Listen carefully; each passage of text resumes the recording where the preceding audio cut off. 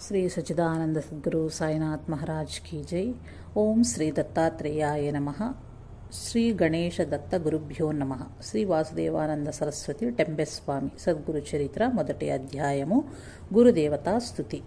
सदा नंदति विद्वत्वात् सर्वदा तिविभुत्वः मृत्युंजयति योगित्वात् यस्समे हृदि तिष्ठतु। नमः श्री गुरो गेशदीशे दयाब्दे भयर्तिघ्न ते स्वात्मादो वासुदेवा यतीट सेवितानंद पादाब्ज युग्मं सदा मे हृदि स्थास्नुतां यातु देवा। శ్రీ శ్రీ శ్రీ వాసుదేవానంద సరస్వతి సద్గురు మహారాజ్ దివ్య ఆశీస్సులకై ముందుగా వారి పాద పద్మములకు సాష్టాంగ నమస్కారాలు చేసి నాకు దొరికిన గ్రంథములు పరిశీలించి గురు మహారాజ్ చరిత్ర ప్రామాణికంగా ఉండున్నట్లు రచించుటకు శ్రీకారం చుట్టుచున్నాను. వీతరాగ విషయం నా చిత్తం వీతరాగ విషయం వ చిత్తం అను ప్రమాణము చేత జీవన్ముక్తులైన భావుల చరిత్రలు సమాలోచన చేయుటకు స్థిరచిత్తునకు మాత్రమే సాధ్యమగును. కనుక హృదయములో దత్తప్రభు నిలిపి ఆ గురుభక్తితో నీ గ్రంథమును రాయిచున్నాను. సర్వసాక్షియను సర్వచిత్త ప్రేరకుడను సిద్ధిబుద్ధుల కధిపతి అయిన గణనాథునకు నా కార్యము నిర్విఘ్నముగా పరిసమాప్తి పొందించుటకు నమస్కరించుచున్నాను. ఈ ప్రకారం మూల గ్రంథ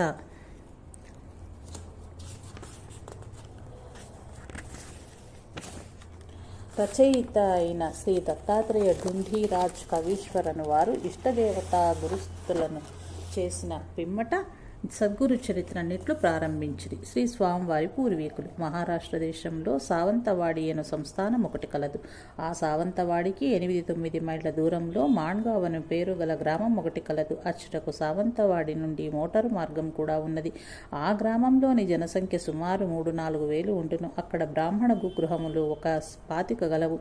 ఆ గ్రామంలో ఒకటి ఇంకొక మైళ్ళ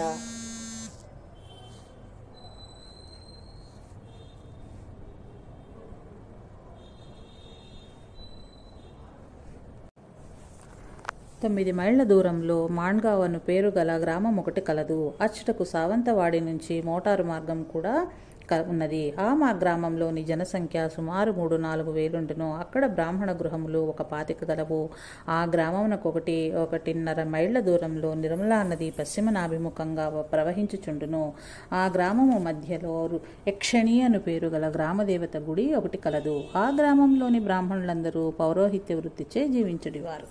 ఇచ్చటికి దాదాపు 140 సంవత్సరముల కిందట సావంతవాడి సంస్థాన సరిహద్దుల్లోనున్న ఒక చిన్న గ్రామంలో హరిభట్ టెంటే అను పేరు గల ఉత్తముడు ఒకడు నివసించుచుండెను. ఆయన వేదాంగ పారంగతుడు. సర్వశాస్త్రములు ఆయనకు కొట్టిన పిండి. ఆ మహోదయులే శ్రీ వాసుదేవానంద సరస్వతి స్వామి వారి పితామహులు. ఆయన ఋగ్వేదాంతర్గత శాఖకు చెందినవారు. వారిది ఆత్రేయస గోత్రం.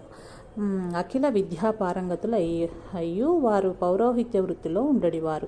ఆయన చేతి వ్రాత ముత్యాల కోవలే ముద్దులు మూటగట్టుగా ఉండేది. ముద్రణా యంత్రము అంతగా ప్రాచుర్యము పొందని ఆ కాలంన ఆయన వివిధ గ్రంథములను ఓపికగా లిఖించడివారు. గురుచరిత్ర గ్రంథమును లిఖించుటయన్నా ఆయనకెంతయో ప్రీతి. ఆయన స్వహస్తములతో లిఖించిన గురుచరిత్ర గ్రంథము ఈనాటికి చెక్కు చెదరగా చూపురులకు కచ్చెర్రు గటింపచేయుచున్నది. ఆ మహానుభావుడు లిఖించిన గ్రంథములను పెన్నిదిగా జనులు తమ తమ గృహములో భద్రపరుచుకునేవారు.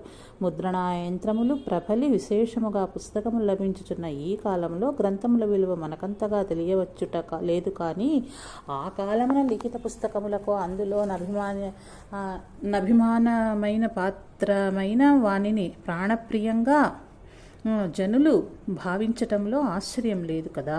పౌరోహిత్య వృత్తిలోనున్న కారణం చేత జీవనోపాధికై హరిభట్టు తరచు మాణ్గావ్ వచ్చి పోచుండేవాడు. ఆ గ్రామంలోని సీతారాం భట్ కోన్కర్ ఇంటిలో ఆయనకు ఆశ్రయం దొరికెను.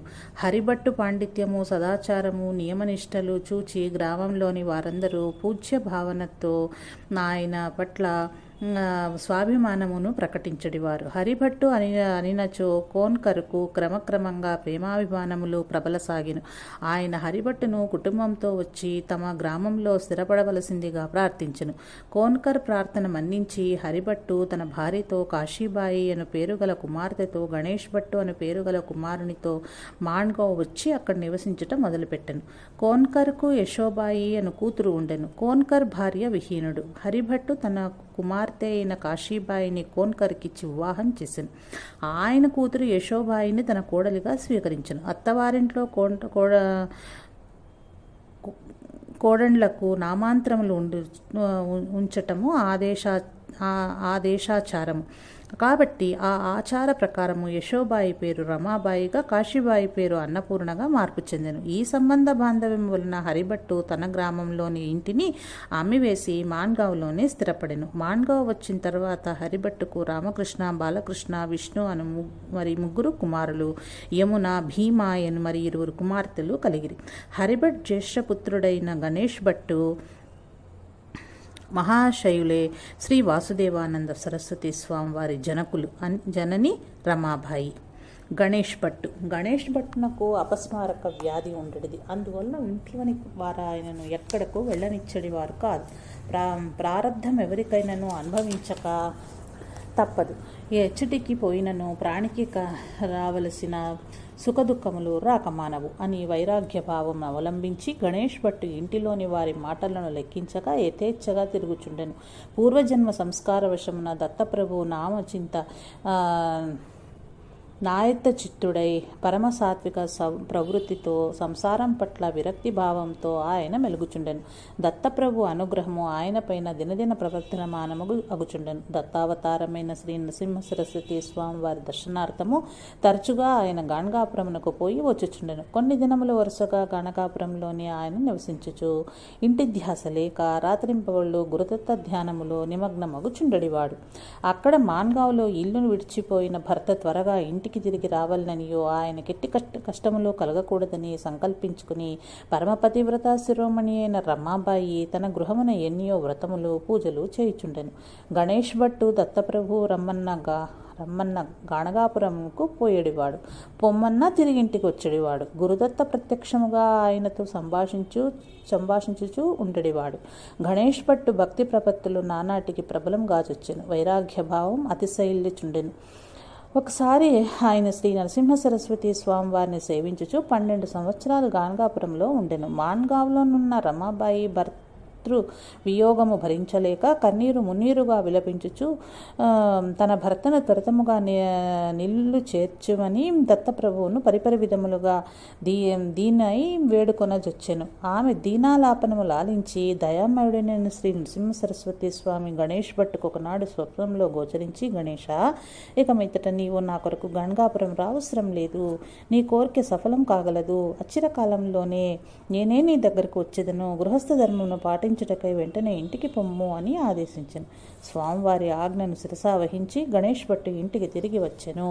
శ్రీ స్వామివారి జననము కొన్ని దినములు గడిచెను. శక సంవత్సరం 1776 ఆనందనామ సంవత్సరం శ్రావణ బహుళ పంచమి ఆదివారము సూర్యోదయాత్ 26 ఘటికలకు ఆగస్టు 13, 1854 ఒక శుభముహూర్తమునందు శ్రీ రమాబాయి పుత్రుని ప్రసవించింది. ఆ పిల్లవానికి తల్లిదండ్రులు వాసుదేవని పేరు పెట్టి అల్లారముద్దుగా పెంచుకొని చచ్చిరి. రమాబాయికి ఈ పుత్రుడు పుట్టకముందే 2 కుమార్తెలు ఉండిరి.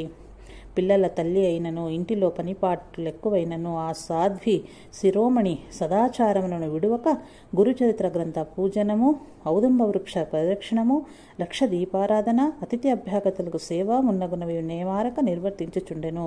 గ్రామదేవత అయిన యక్షిని నిత్యము పూజించుచుండెను. సదా అతని ప్రత్యక్ష దైవముగా నుంచి సేవించుచుండెను.